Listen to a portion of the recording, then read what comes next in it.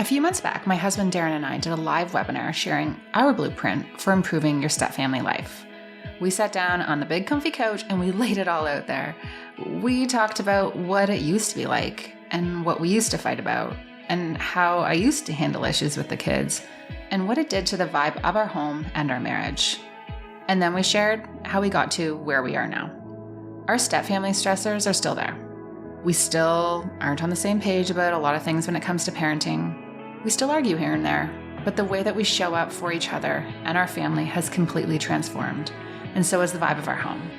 In this webinar, we shared why Darren used to think I was like living with a grown-up tattletale when it came to the kids, the time of day we would get in our biggest fights, communication strategies that have changed the vibe of our home, how we stopped arguing when we disagreed about co-parenting and parenting issues, why disengaging with love was the best thing I've ever done, the boundaries that made me feel like myself again, the rule that improved our marriage, and how Darren thinks that partners should respond when the ex or the kids disrespect their wife, and so much more. I'm so grateful that Darren agreed to sit down and have this conversation with you guys because this is the stuff that has really transformed the entire vibe of our home and how I feel about my step-family life. You can sign up for a copy of the webinar at www.jamiescrimshaw.com/stepfamilyblueprint. Watch it with your partner, watch it alone. Either way, I highly recommend investing this time into your family. As stepmoms, we focus a lot on things we can't control. Sometimes so much that we lose sight of all that we can. Change starts with you and what happens inside your home. www.jamiescrimshaw.com/stepfamilyblueprint.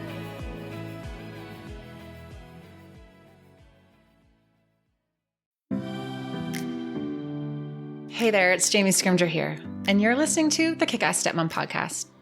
I'm a wife, a mom, a stepmom, a coach, a conversation opener, and a BS caller. 8 years ago, I found myself sitting on the bathroom floor, bawling my eyes out, wondering what the heck I was thinking, marrying a man with 3 kids and an ex-wife. Look, don't get me wrong, I was madly in love, the kids were great, but being a stepmom is, well, it's just complicated. If you know, you know.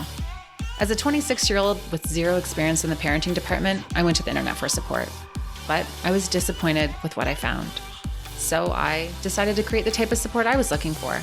Raw, real, solution-focused conversations about all things motherhood, stepmotherhood, and living a kick-ass life. Life can be hard, really freaking hard. But it's entirely possible to thrive amongst the tough stuff. Each week, I will bring you tips and strategies and mindset shifts to inspire you to live your own version of a kick-ass life, while bringing you along as I create my own. Let's do this. Hello. Welcome back to the podcast. Buckle up for this episode, guys. There is a good possibility that this episode will give you the confidence that you need to improve your relationships with your family and your friends, your partner, or those who you simply do not want to have a relationship with at all. So in this episode, I am talking to Nedra Glover Tawabb, and like I said, buckle up. Nedra is a therapist and New York Times bestselling author and a relationship and boundary expert. And in this episode, we dive into in-laws and friends and marriage and parenting and navigating the holidays. It was just such an amazing conversation, and she just provided so much insight and mindset shifts to help improve relationships with a side of straight shooting humor. She is freaking hilarious. So before we get to the episode, if you're not already, go follow Nedra. I highly recommend that you do. Her Instagram post alone will save you hundreds in therapy. So you know what? This episode is so good. We're going to skip the spiels today. Let's just dive right in. All right, Nedra, welcome to the podcast. I have been going through all of your Instagram posts like crazy over the last however many months, and I'm just so excited to be able to dive into so many things with you today. Yay, I can't wait to chat. Amazing. So before we dive into all of the things, I would love to just, for those who maybe haven't read your book yet or aren't familiar with you, can you give us a quick little intro, who you are and what you got going on? Well, my name is Nedra Glover Tawabb. I am a licensed therapist. This is my 14th year as a licensed therapist. I speak a lot on boundaries and relationships. I would say for my entire career, I've talked about boundaries in various ways, sometimes not even using the B word, mostly just in the way of relationships and how we feel about things and how we can be more assertive, how we can have difficult conversations and really confront the troubling things in our relationships to make ourselves healthier and hopefully to improve the relationships that we want to have. Yeah, and I love what you say on the top of your Instagram profile because it's so simple that I help people create healthy relationships. Mm-hmm. I think we simplify that. We have this assumption that relationships should be easy, that they don't require or shouldn't require these tough conversations, when that's just not true. Mm-hmm. Yeah, we do have this expectation that healthy relationships are problem-free relationships and that we don't have to do anything to bring our relationships up to code, that things just naturally happen. And that's what a soulmate is. We just meet this person and this situation is perfect. And in most relationships, we have to talk about different things. And I think in some relationships, we're willing to do that work. And in others, it just seems so hard and impossible that we really don't confront those issues. I love what you just said there. We think that healthy relationships are problem-free relationships because that's so true. I think that everyone just has this assumption that if you are supposed to be with someone or it's supposed to be easy, and relationships just are not easy. They're not. No, they're not easy. They don't have to be painful either, but they're not easy to speak your needs to another person, to share a space with another person, to ask for, support. These can all be really interesting things that we think like, oh my gosh, why don't they just get this? And really, we get it and we need to communicate that to other people. Mm-hmm. And on your Instagram, you did a post the other day, and obviously it's very timely with the holidays coming up. That is often a trigger for so many people when it comes to relationships with their family. With my community, we're dealing with step-parents and co-parents and all of these people who we have to navigate and share our time with. And I'd love to dive into one of the posts and just kind of unpack things that you talked about when it comes to having those healthy relationships and communicating your needs around the holidays. Why do you think this is so triggering for so many people? It's new. It's triggering because here we are, some of us at 50, at 40, at 27, at 18, saying, this is how I'd like to spend my holiday. It is our first time. For some of us, it is the very first time that we've ever been honest about how we want to spend the holidays, who we want to spend that time with. And that is challenging I can't imagine, I'm not 50 yet, but to be a full-fledged adult and still not able to speak your needs, it's challenging. You've gone for 50 years without being able to advocate for yourself. So here it is, your 50th year, and you are brave enough to say, this is what I want or this is what I need. That is quite challenging because people will see it as, oh my gosh, you are being something completely different. When in actuality, I am being the me that was always in here. I am now communicating me to you. Do you think there's a shift happening now where people are starting to break those, generational patterns or starting to feel more confident expressing what they want versus what they feel like is expected of them? Or is it the internet and we're just kind of like talking about it more? I feel like we have been on the path of breaking generational patterns for generations. We're just doing it in a different way now. I don't think our parents parented how they were parented, and their parents didn't parent them how they were parented. If that was the case, we ought to be running around with period clothes and horses and all sorts of stuff. But times have changed, and so has parenting. What I'm recognizing now is we're getting into the mental health piece of parenting, and that is a newer concept. You may have had some parents doing it. I don't know many, but it is a newer concept. And I think that even my own children, they'll be even better at this stuff with their kids. Very true. So let's dive into the holidays a little bit. So the thing that you said at the top of your list is true. Remember that it's not everyone else's holiday, it's yours too. Mm-hmm.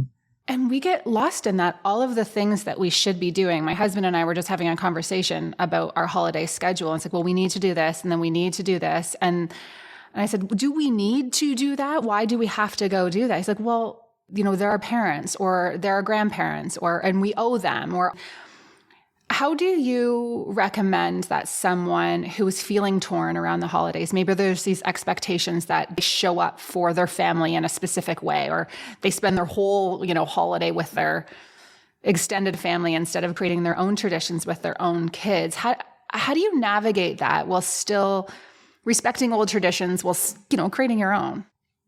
It's important that you decide which traditions you want to carry and which ones you want to release. Sometimes we are doing things that we don't even like. We're making a fruit cake and all sorts of stuff, and we don't even like the fruit cake. It's just what we do. We're baking cookies for Santa, and we don't even believe in Santa. What do you want to do on your holiday? Perhaps there are some things that you want to carry over. What are those things? It's probably not everything.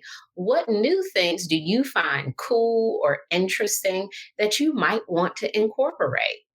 A lot of the holiday traditions that I have, I created because I didn't grow up in a family where it was, Christmas pajamas and on Christmas morning we do X, Y, and Z. Now we celebrate it, but it's not in the way that I celebrate today because I did want traditions. I wanted to watch Home Alone on Christmas. I want to wear, family pajamas. I want to make a certain thing for breakfast on Christmas Day. Those are all things that are important to me. And my kids even start that we should do this. And I'm like, okay, new tradition, I guess. So Yeah. everybody has a hand in what the holiday experience looks like. I imagine that at some point when my kids, certainly when they turn 18, they will say, maybe I want to be near snow for Christmas, or maybe I want to go to the beach for Christmas. I don't know what those things are, but I'm open to people creating their own holiday experience because guess who did it? Me. I created it for myself. So I would not frown upon you taking the time to figure out what you want your holiday to look like. And maybe I like it too and I can join you. But if not, this is my Christmas. This is your Christmas. Everybody has Christmas. It's not your special day, it's everybody's special day. Mm-hmm. How do you recommend talking to, I can just hear people in my community saying, how am I supposed to tell that to my in-laws? My partner's feeling guilty about, changing things up. I think that's where the problems come in is having those conversations with the people in your life who have expectations of you that aren't necessarily aligned with who you are now. I know it seems impossible, but we can say hard things. And with our parents, we must remember that we're talking to adults and they are talking to an adult. When we're with our parents, we revert back to like this 12-year-old person, this 10-year-old who is being told something and we must obey. And we forget, I am an adult. I have some autonomy in my life for my holidays, in my relationships, and so many other things. Now, it is possible to be kind, be respectful, and disagree with even your parents about how you plan to spend your holiday. And on this particular year, this is my plan, mom. This is my plan, dad. What really helps is if you tell people early because waiting to the last minute can really, mess up everybody's plans. So as you're planning your year 2022, if you know you don't want to go home for the holidays, this is a wonderful time to let people know, or even start at the beginning of the year, middle of the year. But telling folks December 15th, yes, that typically creates a lot of problems. But let them know in advance, this year for Christmas, we're going to Aruba. This year for Christmas, we will be staying home. And they can, throughout the year, oh my gosh, we really wish you'd come. I understand that we are working towards creating our own traditions because guess what your parents have? Their own traditions. They have their own traditions and they're trying to convince you to not have any so you can have theirs. You have the right to have your own too. And I'm saying this and I'm regretting it because I don't want my kids to I'm regretting it as I say it. But you know what? I have to live by it. I will live by it.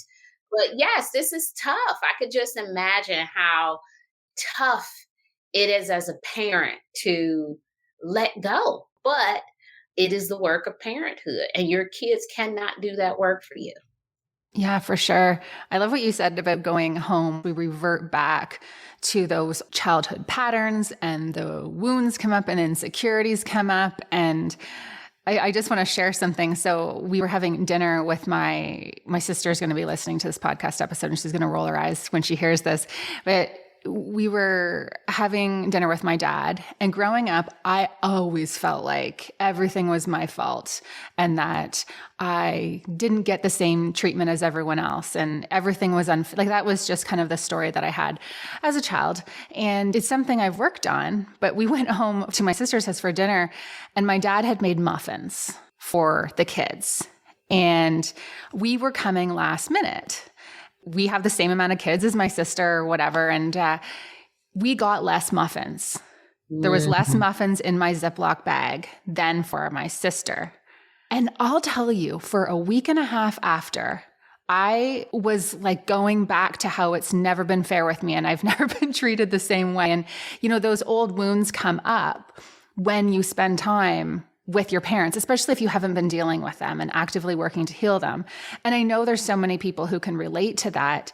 Do you have any tips and strategies for people who are going to spend this time with their family and they want to try not to get caught back with those old thought patterns that, really can make things not that enjoyable?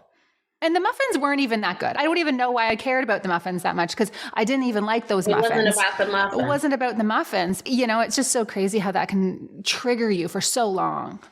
I think that fairness is a parental struggle. And for people who are raising children, I think it makes sense to tell them that things are not fair. And that you will not always get 2 and your sister gets 3 because maybe she likes chocolate a little bit more and I'm going to give her 3 and I'm going to give you 2. Perhaps there is a situation where it's something that you're not even interested in and I only want to do it with this person because we share this activity. I mean, there are just so many things that could potentially not be fair. Mm-hmm. So giving kids the expectation that you're right, this is unfair. But I wonder, what would you like to do? What would you like to receive more of? What do you need? Because it's not the same as your sisters. And often with kids, there is this idea that things are supposed to be 50-50 and not one thing is 50-50. And kids need to be taught this. And I think it will help us in the long run to not feel like relationships need to be fair because they don't. That wasn't your question, though. Your question was But I liked the answer. How to stop these old wounds from coming up. I think a part of it is to develop your compassion for your parents as imperfect humans. Your parents are people.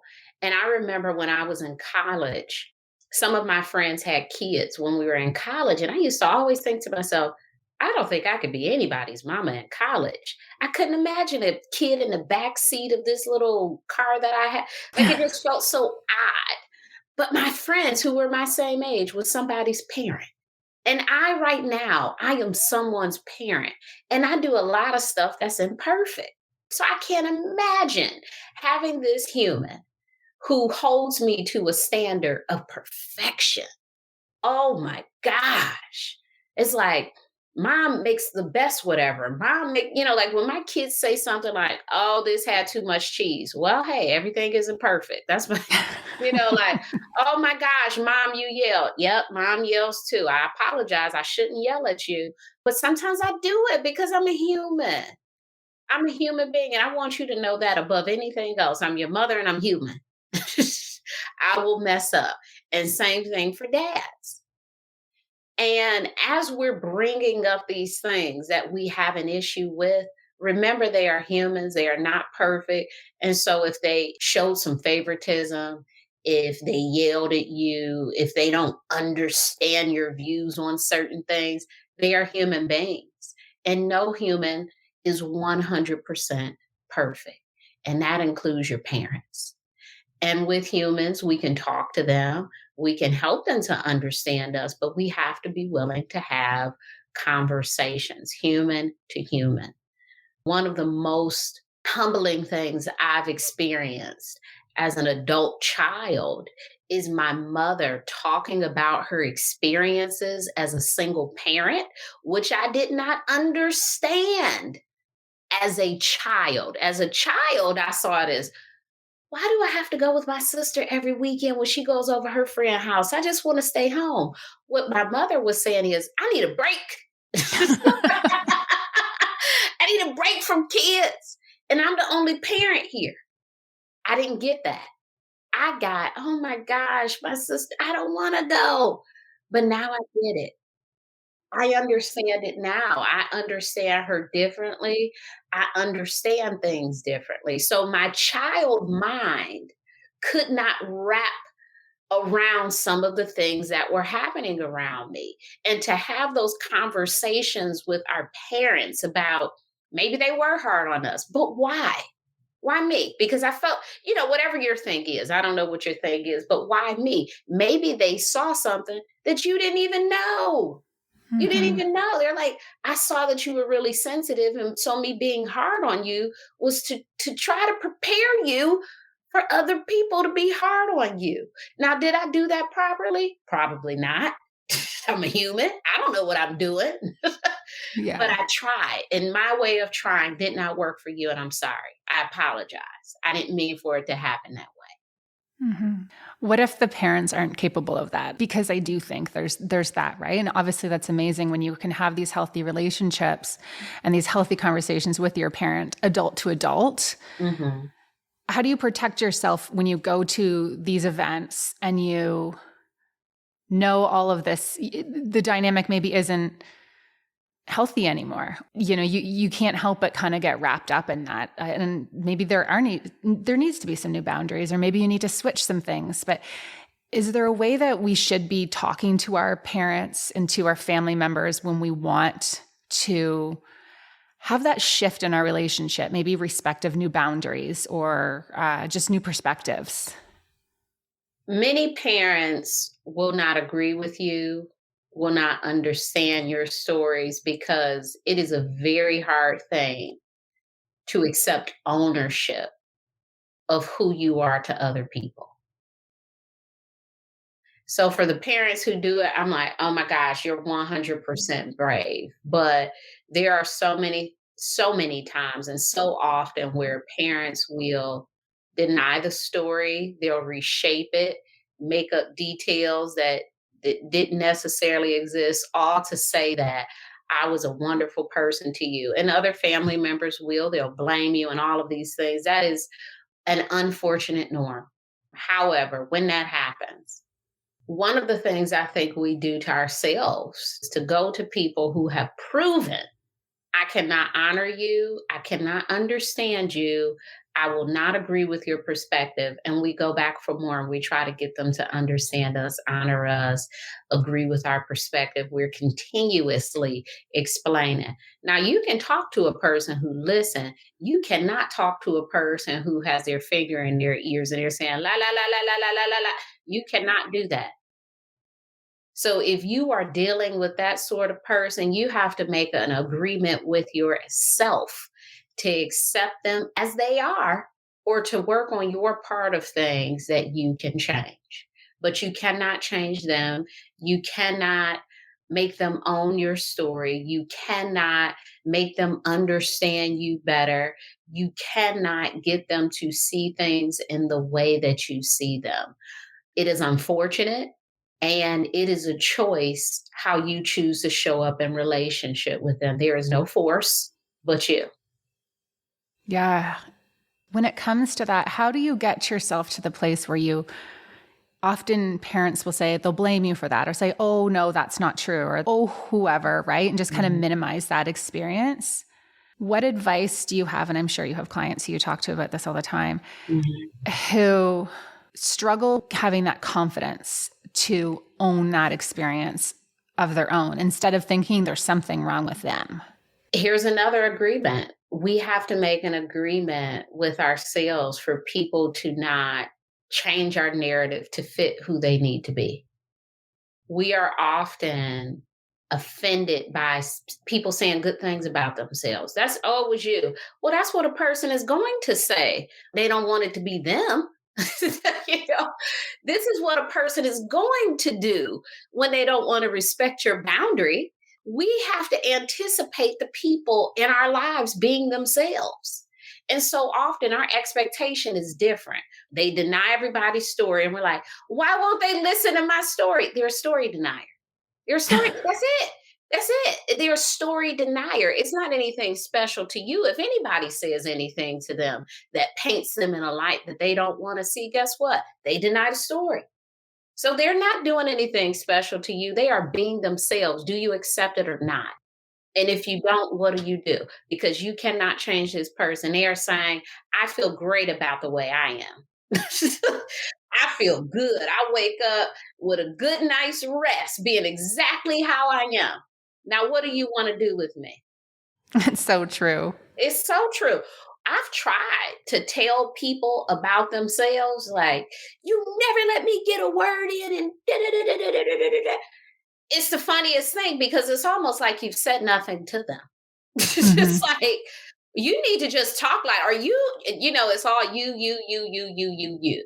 And then I decided, why am I talking to this person every day? This is me. This is a me problem. Here I am answering the phone, agreeing to be overtalked. Why am I doing that to myself? I don't want this problem because you don't have to change you. I have to change me. That's so good, saying that's a me problem, because I think so many times we're ready to blame other people, especially in my community. You want to blame the ex, or you're trying to have this healthy relationship with someone or your parents who obviously it's not working. You can't have that. And you're continuing to put yourself in the same situation over and over and over again, expecting these different results. And when you change that perspective and bring it back and be like, actually, at some point I got to take ownership for this. How many times can you do the same thing? You'll just get the same results. Yeah. That is powerful stuff. A couple weeks back, I was having a day. Life, business, family, it was one thing after another. It was actually one of those days where you're like, is this real life? Like, what else could go wrong? 4 o'clock could not come soon enough. When I wrapped up work, I noticed there was a package on my doorstep. It was a bamboo jogger set from Cozy Earth. I immediately went upstairs and changed into it, and it literally changed how I was feeling. It is made from the softest fabric ever.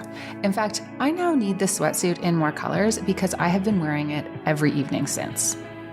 At the end of a long day, I love getting all cozy and comfortable, throwing my hair up in a top knot, and just chilling with the fam. This sweatsuit is my new uniform for doing just that. Now here is the deal on Cozy Earth. Their bamboo joggers and crew are made with the softest, temperature-regulated fabric. They're certified free of harmful chemicals. They won't pill, and they wash up great. They also have other products like t-shirts and PJs and sheets. Cozy Earth is an amazing way to up-level your cozy nights and your sleep. And of course, I have a discount code for you. So Jamie S45 gives you 45% off your order, which is the highest code they will be offering this holiday season. I cannot recommend these enough. So I have the black in medium and the light gray are in my cart, www.cozyearth.com, and use the code JamieS45 for 45% off your order. Enjoy. Now, I'd love to switch gears for a second and talk about healthy relationships.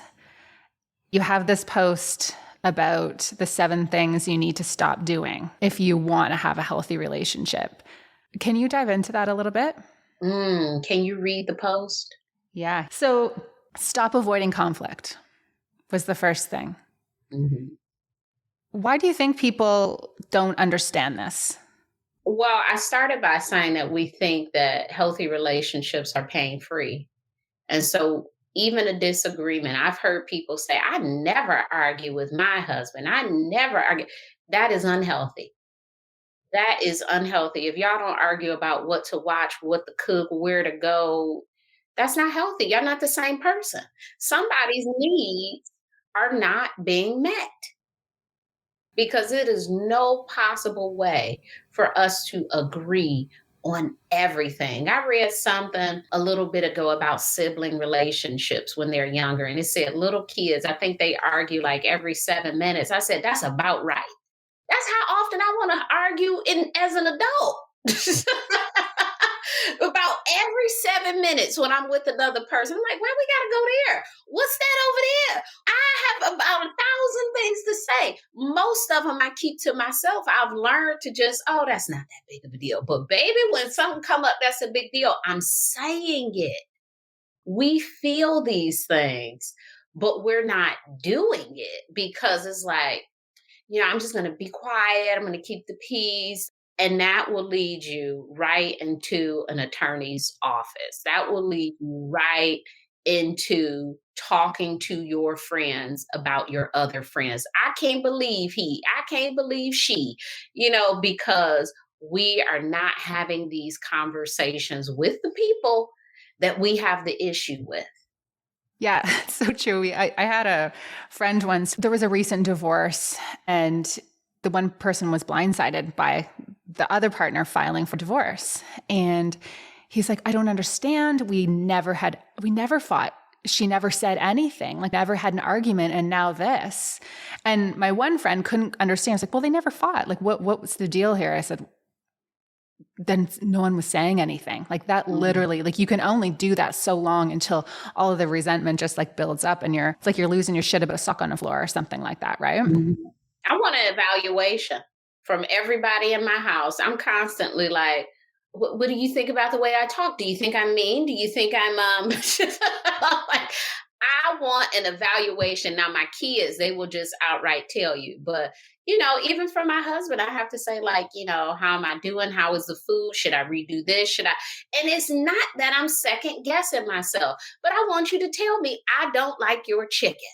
I want to know. I don't want to cook the same chicken 100 times and then on 105th, you throw it on the floor. I want to know the second time that it happens. That's a healthy thing. I don't want to cook stuff you don't like. I don't want to do things that bother you. Please tell me. So important. On that same note, the second thing you says is stop trying to win fights. Yeah, if you win them, you lose them. Fighting is about coming to an understanding, having some resolution. It is not about, aha, I got him. Mm-hmm. This is not Monopoly. This is not a video game. This is hearts. This is spirit. This is mind. This is body. This is soul. This is mental health. It is not a game. So if you are trying to win, you have lost. You have lost. When I work with couples, there is usually someone who says, aren't I right? What does it matter? Y'all in couples counseling. Y'all both wrong. What does it matter if you're right? Who cares? That's the last thing on your mind. This person over here talking about a divorce and you trying to be right. Stop. Oh my gosh. It's very, very true. And how much energy are you putting into being right? And why do you want your partner to look stupid? Why do you want them to lose? I don't want you to lose. I don't even feel like a winner if you lose it, like severely. This isn't Mortal Kombat. I'm not trying to fight you to the deaths. Yeah. Next one, stop trying to get people to think like you. We are all so different. I know I say so many things that people disagree with. There are so many things online that people disagree with. And it's always funny. I have a community on Instagram and people will send me a message. I disagree with this post. I don't message them back, but I often think, did you agree with some of the other ones? Okay, then we okay. You won't Mhm. agree with everything that I say. And that's all right. You shouldn't, because you have your own mind, you have your own perspective, expectations, experiences, all sorts of things. We should think differently about some things. We just should. We're different people. And that's okay. Now let's go back to number one and have a conversation about it. When it comes to marriages, how do you think that couples should navigate that? So many couples struggle because they have different values and beliefs around, say, parenting or relationships or expectations and that kind of thing. It's normal to have different opinions and expectations and some values in a marriage. Yeah, and some things need to be worked through and some things just need to be accepted. I often talk to couples and one person may be introverted and the other person may be extroverted and they want to change this person to be like them, and it's really not a thing that matters.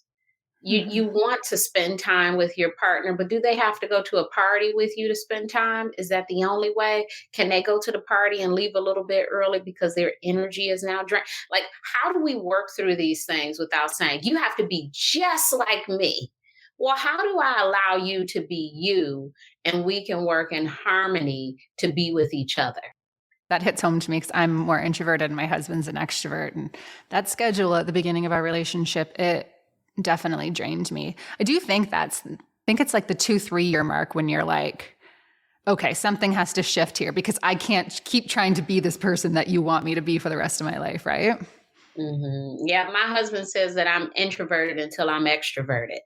I'm in between. I love me some alone time. It's getting me out of the house is like, okay. But when I get there, I'm like, hey, like I'm excited to be there. But I know the energy required. And so it keeps me in because I do love people. I love talking to people. But I know that like after I do all of that, I'm like, I need 5 days. That's the same as me. Yeah, so I love the people, but I need my time. So, we have to accept people as they are if we want to love them. True. Next one was stop trying to make one person meet all of your needs. We need community care. We need multiple people. We need a friend who loves to shop. We need a sister that loves to dance. We need a cousin that likes this, a person that likes that. But often in relationships, we'll try to find one person, the one friend who you can talk about everything with. And that's wonderful if that happens. But if it doesn't, you need a new type of friend. It doesn't mean that this person is a bad friend because they don't like to talk about mental health. Find you a friend that likes to talk about mental health and then talk to this one about shopping and recipes and like you don't have to have one person for everything. But if you do, great, awesome, amazing. But relying on a partner, a family member, a friend to fulfill every single need is not only a lot of pressure for them, it's a lot of pressure for you to create this perfect person. Hmm. Actually, that reminds me of something I'd love to get your 2 cents on. So, a lot of the stepmoms in my community, obviously, they struggle with step parenting and the extra pressures and the dynamics and co parenting, all of that kind of stuff. And they struggle with their stepkids sometimes. Then they struggle because they can't talk to their partner about it. They feel like they can't tell their partner how they're feeling. And they say, I want him to be my person, or I want them to be my person, and to be able to have these safe conversations about what I'm struggling with. And I'm often like, well, it's probably not going to go. Like, he's going to take it personally when you have that conversation. And sometimes they're not ready for that. Do you have any thoughts on that in terms of whether you should be able to have those conversations with your partner, or whether, maybe that's something that you have a girlfriend for? It could be both. The only person that I would prefer to hear certain things from is a person in that situation with me. And even that sometimes can be too much. You don't want to hear even the biological parent saying bad things about the kid. You may need another person outside of that to speak to those issues. So, yeah, having community could be really helpful so you're not weighing your partner down with some of the issues you're experiencing. Mm-hmm. And I think it's important for stepmoms, because I totally agree, is just to recognize that that's not the sign of a bad relationship, right? The fact that you can't necessarily have those open and honest conversations about maybe that specific thing. You can seek that support elsewhere without that being a sign that you guys need the work. Absolutely. So the last thing that I wanted to talk about in that post was to stop demanding that people respect your boundaries while not respecting theirs. What sparked that? Because I haven't heard anyone say that before, and I found it really interesting. We have a lot of folks who think that boundary setting is one-sided, and it is not. Boundary setting is a two-way street. You give a boundary, you get a boundary, right? Not 50-50, but certainly two ways. The traffic will not be the same on both sides. But if I am asking you to honor something, there may be times where you ask me something. This happens a lot in parent-child dynamics, particularly with adult children, that parents will have all, this is what I want you to do on a holiday. These are my expectations. These are my needs. And you can say one thing to that parent and they're like, you can't say that to me. It's like, you've asked me to do 74,000 things. I'm asking you for one thing. That's it. So I have to respect 74,000 and you will not respect one. That's imbalanced. That's not healthy. So I understand that you have some expectations and needs, and I do too. Mm-hmm. And we struggle because we struggle when other people don't understand our expectations and needs, yet we struggle when we don't understand other people's expectations and needs. So you're right, Absolutely. It really is. Okay, so the last thing I wanted to dive into with you is a post you talked about the exit talk. There is no need for an exit talk. And, with the talk of boundaries and with just setting expectations about the type of relationships that you're going to have, where you're going to put in your time and your energy, sometimes you get to the point where it's like, this relationship is just no longer serving me anymore. And, obviously there's time to set some boundaries there. I think often people struggle and they're like, well, I need to talk to them about that. I need to tell them that we're no longer going to have a relationship or whatever that is. Is that what you mean when you're talking about the exit talk?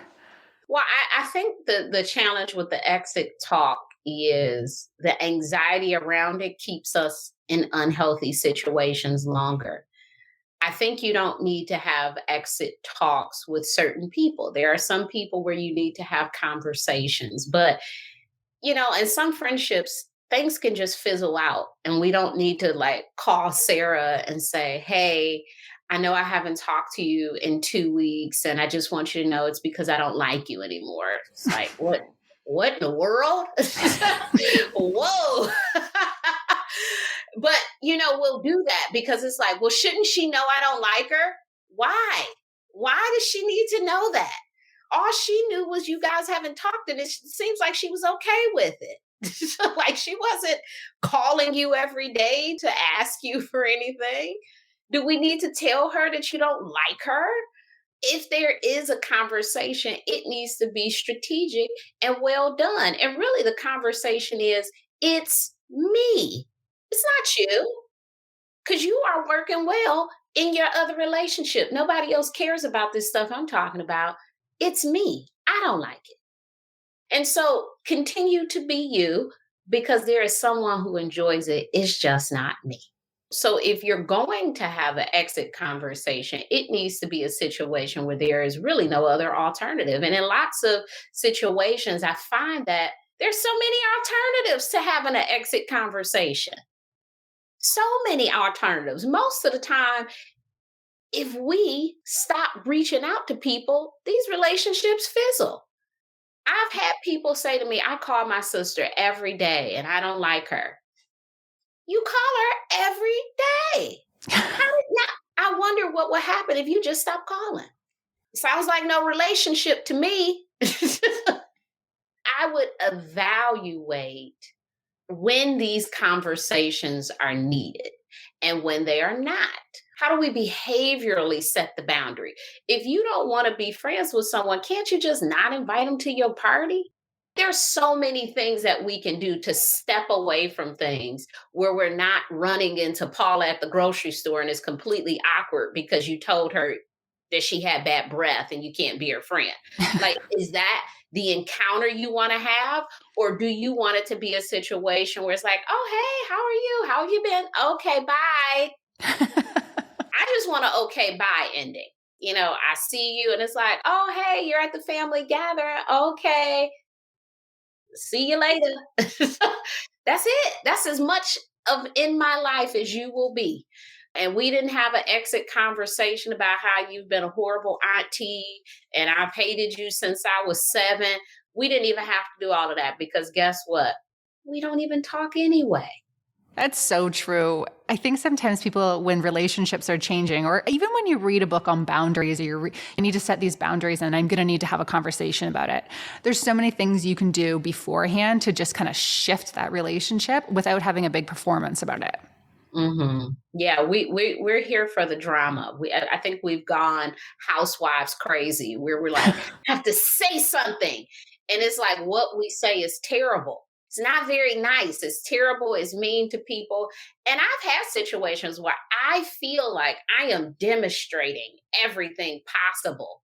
I'm not contacting you. When you contact me, I'm like, oh, okay, no, I really don't want to talk. I think I'm, being fairly, clear in my endeavors. And I have had to say to people, hey, yeah, it sounds like I'm having a party and I don't want you to come. Because I've had people who will push their way into your life. They know about these things and they'll say, well, yeah, I'm going to come too. Oh, but you're not invited. Yes, there's definitely situations if they keep coming, you need to be like, okay.